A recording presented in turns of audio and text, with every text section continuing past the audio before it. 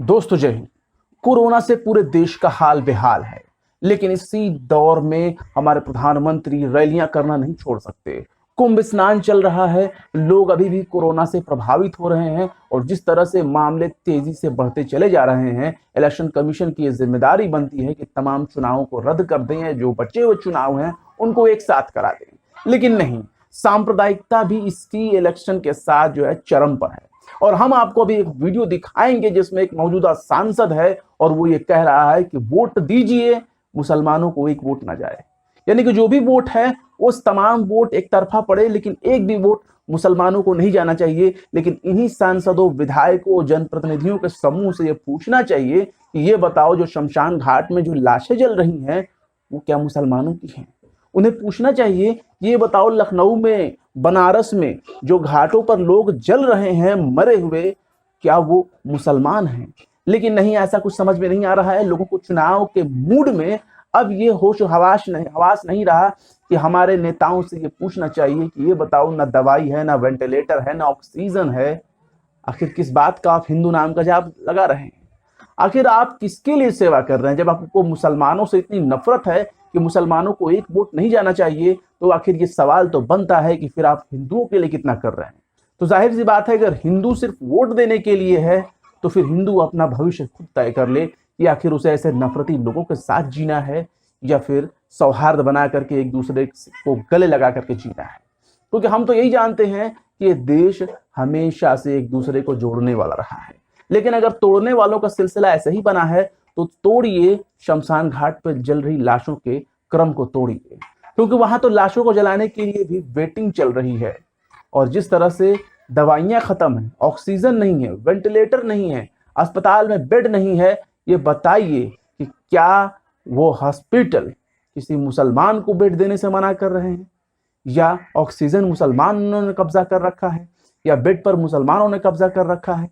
आखिर इसके लिए जिम्मेदार कौन? ये वीडियो देखिए और तय करिए कि आप अपना भविष्य क्या तय कर रहे हैं इस कोरोना महामारी के दौर में। तो हम आपके साथ खड़े हैं।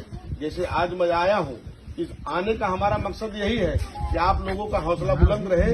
हम इस गांव के पूरे तरीके से साथ में हैं, ठीक है? आप लोग आपसी मनमुटाव को छोड़ के एक वोट नहीं जाना चाहिए मुसलमान को, बता दे रहे हैं। एक वोट नहीं जाना चाहिए। और अगर आप लोग चुनाव नहीं जीतेंगे, इसके बाद हम आएंगे भी नहीं आपको, बता दे रहे हैं। क्योंकि जो 50% वोट है वो 50 के 50%। तो देख लिया आपने, यह है सांसद महोदय और नाम है, बीजेपी के सांसद हैं, उनका नाम है संगम लाल गुप्ता। और संगम लाल गुप्ता ने जो वीडियो वायरल करवाया है, या वीडियो में जो ये कह रहे थे और वो वीडियो किसी ने बना लिया और शायद वायरल कर दिया, जिसके बाद इनकी पोल खुलने लगी है। अब ये वोट घूम घूम कर कह रहे हैं, पंचायत इलेक्शन है उत्तर प्रदेश में, और पंचायत इलेक्शन में घूम घूम कर ये कह रहे हैं कि भाई देखो, एक भी वोट मुसलमानों को ना जाने पाए, वरना ये फिर कभी गांव में नहीं आएंगे। बल्कि लोग कितने बेशरम हैं जो ऐसे लोगों को बर्दाश्त कर रहे हैं। बल्कि उनको चाहिए था कि ऐसे नेताओं को चप्पल उठाकर भगाएं और कहें कि तुम्हारे जैसा नेता दोबारा हमारे इलाकों में, हमारे गांव गिराव में, हमारे क्षेत्र में नहीं आना चाहिए। लेकिन नहीं, लोग सुन रहे हैं और इनके सुन करके लोग वोट भी ऐसे ही करेंगे कि एक भी मुसलमान को वोट नहीं देंगे। और हालात आप देखिए, जिस तरह से कोरोना ने पांव पसारा है।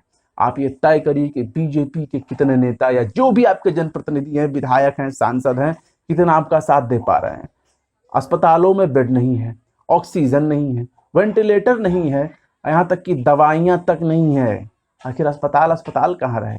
वहाँ इनके लिए ये नेता लोग अगर बीमार पड़ जाएं तो इनके लिए बेड रिजर्व हो जाएगा। आपका उसमें कहाँ स्थान रह गया? कोई स्थान नहीं रह गया। और देखिए, इस वीडियो को लेकर के क्या कहा है वसीम अकरम त्यागी हैं, पत्रकार हैं। इन्होंने इस वीडियो को लेकर के कहा है कि ये देश मुसलमानों से नफरत की अभी जो कीमत चुका रहा है वह नाकाफी है। इस सवाल पूछ रहे हैं। प्रतापगढ़ से भाजपा सांसद संगम लाल गुप्ता जहर फैला रहा है। समस्या यह नहीं कि जहरजीवी जहर फैला रहा है, असल समस्या इस जहरजीवी की बात पर ताली पीटने वाले लोगों की मानसिकता। जी बिल्कुल, ताली जो पीट रहे हैं लोग ना, ये सबसे बड़ी समस्या है। क्योंकि ये लोग ऐसे लोगों को बर्दाश्त नहीं कर रहे हैं, बल्कि ये लोग ऐसे लोगों का स्वागत कर रहे हैं। ऐसे लोगों के बातों, चाहे जितना भी नफरत वो फैला रहा हो, जहर बो रहा हो, लोग ताली पीट कर उसका स्वागत कर रहे हैं कि वाह नेताजी वाह, आपने तो कमाल कर दिया। आपने तो धज्जियां कबार दी, मुसलमानों की धज्जियां उखाड़ दी, कठबुल्लों की, पंचर पुत्रों की। तो ऐसे लोगों का क्या होगा? ऐसे लोगों में हम बता रहे हैं कि मुसलमानों के नाम पर नफरत जो आज ये बो रहे हैं, आज से ठीक 1 साल पहले ऐसे ही नफरत बोई जा रही थी तबलीगी जमात को लेकर के। और तबलीगी जमात सिर्फ एक मुखौटा था, बल्कि तबलीगी जमात के नाम पर मुसलमानों को टारगेट किए जा रहे थे। बाद में जब मामला जब खुलने लगे, पोल खुलने लगे, तो बीजेपी हो, चाहे बीजेपी के नेता हो, चाहे सरकार के नुमाइंदे हो, बड़ी खामोशी इख्तियार उन लोगों ने कर ली। और देखिए, ये वही नेता हैं जिन्होंने आज से ठीक 1 साल पहले जब कोविड लॉकडाउन हुआ था, कंप्लीट लॉकडाउन लागू हुआ था, तब हजारों लाखों मजदूर मुंबई से, पुणे से, पटना से, जहां जहां जो लोग थे अपने अपने इलाकों में लौटने लगे थे, पैदल लौटने लगे थे। उनके पास कोई साधन नहीं था। जिस वक्त सरकार की उनको बहुत जरूरत थी, कम से कम एक हिंदू होने के नाते यही लोग नेता अपने लोगों को अपने इलाकों में पहुंचवा तो देते। तो ऐसे लोगों ने क्या बयान दिया था देख लीजिए, और ये देख लीजिए, नफरत में अंधे हो चुके लोगों को सोचना चाहिए। इनका जो मैं बयान अभी आपको सुनाने जा रहा हूं, इन्होंने उस वक्त कहा था, 21 मई 2020 का दौर था, इन्होंने कहा था कि जो मजदूर जो भीड़ लौट रही है, ये कोई मजदूर नहीं है। और ये कौन है? ये लोग जो है पिकनिक मनाने गए थे, हॉलीडे मनाने गए थे, छुट्टियां मनाने गए थे, वही लोग लौट रहे हैं। और देखिए, ये खबर है, बाकायदा न्यूज 18 ने उस वक्त छापा भी था और लिखा भी है कि प्रतापगढ़ से लोकसभा सांसद और बीजेपी नेता संगम लाल गुप्ता ने कहा कि भीड़ को ध्यान से देखिए, इसमें एक भी मजदूर नहीं लगता। प्रवासी मजदूर तो कब के अपने अपने गांव लौट चुके हैं। ये वे लोग हैं जो गर्मी की छुट्टियां मनाने के लिए ट्रेन से यात्रा करने आए थे। तो सोच लिए, ये हैं आपके नेता जिनको आप लोग चुनते हैं। और याद रखिए, अगर ऐसे नेताओं को आपने चुना है तो भुगतना भी पड़ेगा, क्योंकि जब अस्पताल में आपके लिए कोई सुविधा नहीं है, और यहाँ तक कि लोग अस्पतालों के बगैर मर रहे हैं, एम्बुलेंस नहीं मिल रही है, तो आप सोचिए कि ऐसे लोगों को चुन चुन कर आप कितना खुश हो जाएंगे और कितना अपने भविष्य को सुधार लेंगे। अगर आपने हिंदू होने के नाते ऐसे हिंदू को वोट दिया है, तो लानत हो आप लोगों की जहनियत पर, जो आप अपने मरते हुए लोगों के लिए आप सोच नहीं सकते कि ऐसे नफरत वाले लोगों को आपने जिता करके क्या किया। क्योंकि आप अंजाम देख लीजिए ऐसे लोगों को वोट दे करके, मंदिर का नारा लगा करके, हिंदू मुस्लिम का नारा लगा करके, तो इन लोगों ने वोट खूब ले लिया। लेकिन देखिए, आज आपके किस मौके पर ये खड़े हैं? सिर्फ वोट लेने के लिए खड़े हैं, और वोट लेने के लिए ये आपके यहाँ शक्ल दिखाएंगे। और देख लीजिए, पूरे देश में महामारी है, चारों तरफ लाशें पसर चुकी है, लेकिन अभी भी हमारे प्रधानमंत्री मोदी बंगाल में ओ दीदी ओ दीदी ओ दीदी ओ दीदी कर रहे हैं। मतलब हालात ये हो गया है कि बंगाल में लड़कियों को छेड़ने के लिए मनचले जो है वो दीदी कर रहे हैं। ऐसी बहुत सी खबरें सुनने को आ रही है। लेकिन फिलहाल पंचायत इलेक्शन सर पर है।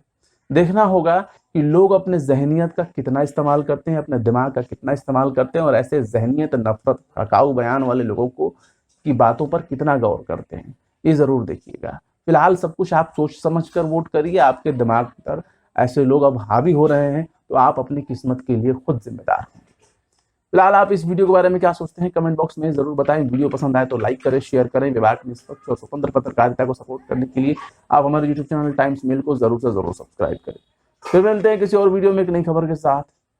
जय हिंद।